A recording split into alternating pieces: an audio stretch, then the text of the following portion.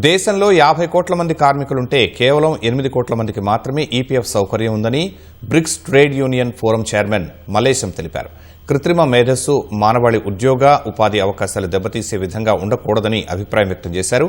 హైదరాబాద్ వేదికగా జరుగుతున్న బ్రిక్స్ దేశాల కార్మిక సదస్సులో ఏ అంశాలపై చర్చిస్తారనే విషయాలపై మల్లేశంతో మా ప్రతినిధి శ్రీకాంత్ ముఖాముఖి.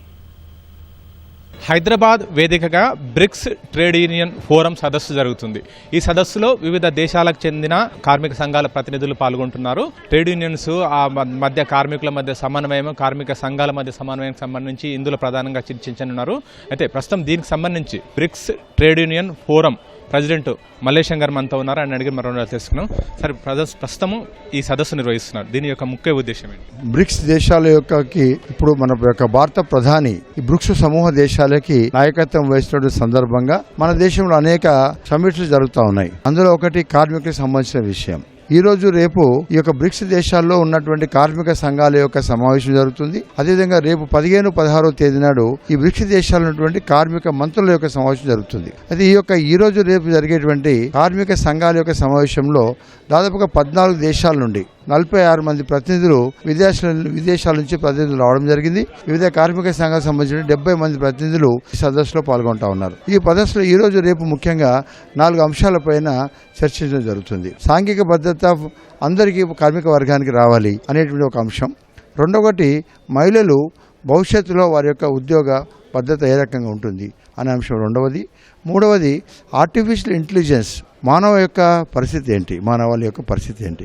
కాబట్టి మానవాళిని రిప్లేస్ చేసే రకంగా ఈ ఆర్టిఫిషియల్ ఇంటెలిజెన్స్ ఉండకూడదు, కార్మికులకు ఉద్యోగాలు పోయే రకంగా ఆర్టిఫిషియల్ ఇంటెలిజెన్స్ వాడకూడదు అనేటువంటిది ఒక అంశం. రాబోయే కాలంలో ఉన్నటువంటి కార్మిక వర్గానికి ప్రస్తుతం స్కిల్ లెవెల్ ఏంటి, దాని అప్స్కిల్లింగ్ ఏ రకంగా చేయాలి, ఉన్న కార్మిక వర్గానికి రీస్కిల్లింగ్ ఏ రకంగా చేయాలి అనేటువంటిది ఒక అంశం. ఈ 4 అంశాలతో కూడినటువంటి చర్చ ఈ రోజు రేపు అందరూ కూడా ప్రపంచ దేశాల నుంచి వచ్చినటువంటి కార్మిక వర్గాలు అందరూ చర్చిస్తారు. ప్రధానంగా ఈ దేశాలకు మన దేశానికి మధ్య కార్మిక చట్టాలకు సంబంధించి దాని గురించి చర్చ జరిగే అవకాశం ఉంటుంది. అంటే అక్కడ దేశాల మధ్య ఏ విధంగా ఉంది, కార్మికుల్లో పనిచేసే విధానంలో ఇండస్ట్రియల్ ఉత్పత్తి ఏ విధంగా ఉంది, ఇక్కడ ఏ విధంగా ఉంది, కార్మికకు సంబంధించిన చట్టాలు ఏ విధంగా ఉంది, దాని మీద చర్చ సారూప్యమన్న పోలిక ఉంటుంది. ముఖ్యంగా బెస్ట్ ప్రాక్టీసెస్ ఏ దేశాల్లో ఆ యొక్క కార్మిక వర్గానికి ఆ యొక్క ప్రభుత్వాలు కార్మిక వర్గానికి చూడండి మంచి ప్రాక్టీసెస్ ఏంటి, మంచి బెనిఫిట్స్ ఏ రకంగా ఇస్తూ ఉన్నారు, లేక అలాంటి బెనిఫిట్స్ మిగతా దేశాల్లో వాటిని ఏ రకంగా మనం తీసుకొచ్చే ప్రయత్నం చేయాలి అనే అంశం ఈ సందర్భంగా చర్చ జరుగుతుంది. ఆర్టిఫిషియల్ ఇంటెలిజెన్స్ అన్ని రంగాలను కూడా డామినేట్ చేస్తుంది. ఇప్పుడు ఇండస్ట్రీల్లో కూడా అది చాలా వరకు ప్రవేశించింది. ప్రతి ఒక 2-3 దశాబ్దాల క్రితంతో పోలిస్తే ఇప్పుడున్న మెకానికల్ ఎక్విప్మెంట్, మెషినరీస్ అంతా కూడా డిఫరెంట్గా ఉన్నాయి. దానికి సంబంధించిన విధంగా కూడా కార్మికులు అప్గ్రేడ్ కావాల్సి ఉంటుంది. దానికి సంబంధించి ఇందులో ఏ విధంగా చర్చించే అవకాశం? యాక్చువల్గా మానవ యొక్క ఏఐ అనేటువంటి ఆర్టిఫిషియల్ ఇంటెలిజెన్స్ అనేటువంటిది ఒక స్ట్రాటజిక్ ఇండస్ట్రీలో ఉపయోగించాలి. కానీ మానవాళి కార్మికుల్ని రిప్లేస్ చేసే రకంగా ఆర్టిఫిషియల్ ఇంటెలిజెన్స్ ఉన్నట్టుంటే మానవుల యొక్క మనగడకే రాబోయే కాలంలో ప్రమాదం అయ్యేటువంటి పరిస్థితి ఉంది. ముఖ్యంగా మనలాంటి దేశంలో ఎక్కువ మంది ఉన్నటువంటి కార్మిక వర్గం ఉన్న ఈ దేశంలో 50 కోట్ల మంది కార్మికులు మన దేశంలో ఆర్టిఫిషియల్ ఇంటెలిజెన్స్ విచ్చలవిడిగా ప్రభుత్వాలు అమలు చేసినట్టుంటే రాబోయే కాలంలో జీవనోపాధి ఒక ప్రశ్నార్థకంగా తయారవుతుంది. కాబట్టి మనం రెగ్యులర్గా ఉండేటువంటి ఇండస్ట్రీలో ఏ అయినటువంటి వాడకూడదు. ఎక్కడైతే స్ట్రాటజీగా ఉన్నటువంటి ఇండస్ట్రీస్ ఉంటాయి, ఎక్కడైతే మానవాళికి పనిచేసేటువంటి అవకాశం లేనటువంటి ప్రదేశాలు ఏవైతున్నాయో అలాంటి ప్రదేశాల్లో మాత్రమే ఒక ఆర్టిఫిషియల్ ఇంటెలిజెన్స్ వాడాలనేటువంటిది ఈ యొక్క సదస్సులో ముఖ్యంగా చర్చ జరగబోతున్నటువంటి విషయం. ఈపీఎఫ్, ఈఎస్ఐ దానికి సంబంధించి కూడా చర్చ జరుగుతుంది.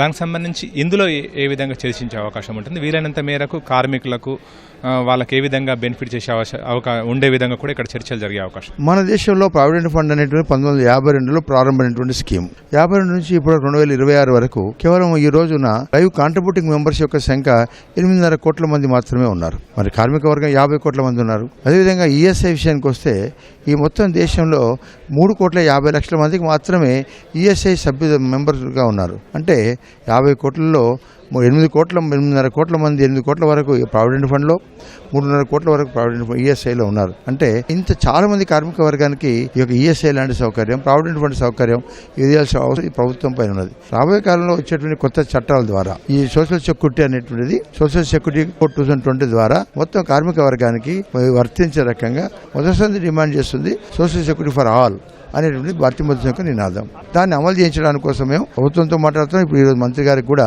సూచించడం జరిగింది.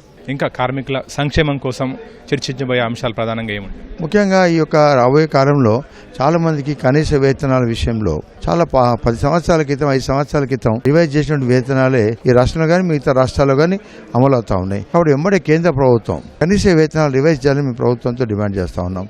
రెండవది ఒక ఈఎస్ఐ ప్రావిడెంట్ ఫండ్ చట్టాలు ఏవైతున్నాయో ఎక్కువ మంది కార్మిక వర్గానికి అమలు చేయడానికి కోసం ప్రయత్నం జరగాలని చెప్తా ఉన్నాం.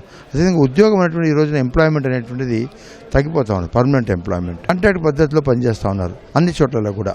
ఈ కాంట్రాక్ట్ పద్ధతి అవుట్సోర్సింగ్ పద్ధతి అనేటువంటిది పెరనియల్ నేచర్ ఆఫ్ ఎంప్లాయ్మెంట్, శాశ్వతంగా ఉండేటువంటి ఉద్యోగాల్లో కూడా ఈ యొక్క కాంట్రాక్ట్ వ్యవస్థ ఉండడం మూలంగా పర్మనెంట్ ఉద్యోగాలు లేక కార్మికులు బాధపడతా ఉన్న పరిస్థితి ఉంది. కాబట్టి అన్ని రంగాల్లో కూడా ప్రభుత్వం ఎక్కడెక్కడైతే ఎంప్లాయ్మెంట్ ఖాళీలు ఉన్నాయో వాటిని భర్తీ చేయాలి.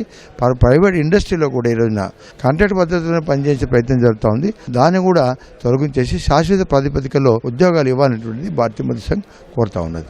కార్మికుల సంక్షేమమే ధ్యేయంగా ఆ విధంగా కూడా ఇక్కడ బ్రిక్స్ ట్రేడ్ యూనియన్ ఆధ్వర్యంలో ఇక్కడ చర్చ కూడా జరుగుతుందని చెప్పి కూడా ఈ సదస్సుకు నేతృత్వం వహిస్తున్న మల్లేశం చెప్తున్నారు. కెమెరా పర్సన్ సూర్యతో శ్రీకాంత్, ఈటీవీ న్యూస్, హైదరాబాద్.